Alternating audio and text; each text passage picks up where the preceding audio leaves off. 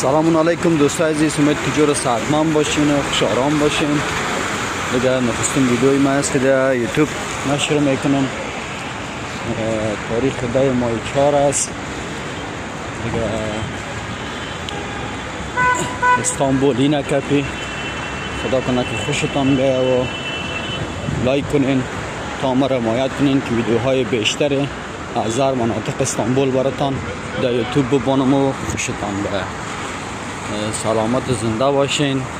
این کپیس و طرف اسکودار میرم و بعدا مسیر طرف ساره بگیر. قربانتان از جهان تشکر. خدا کنه که از حمایتتان مرا فراموش نکنین. این ویدیوها را لایک کنین.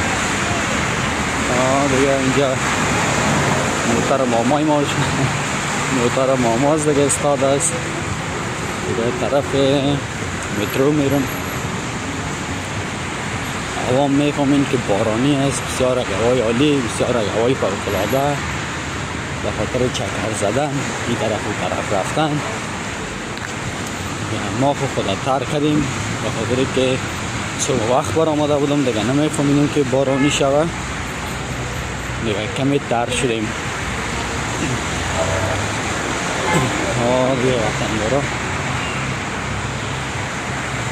ویدیوهای بیشتری براتون پست میکنم از هر مناطق، از هر جای استانبول، از هر نقطه را که خواستین و گفتین از همونجا براتون ویدیو میگیریم و پست میکنیم. تشکر. زنده باشین. فعلا وقتتان خوش آرام باشین. دیگه ما هم قطع میکنیم ویدیو را طرف انشالله هستیم.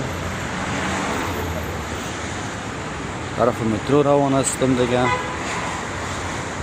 باید ویدیو را قطع کنم. خوش آرام باشین. وقت خوش. خداحافظ.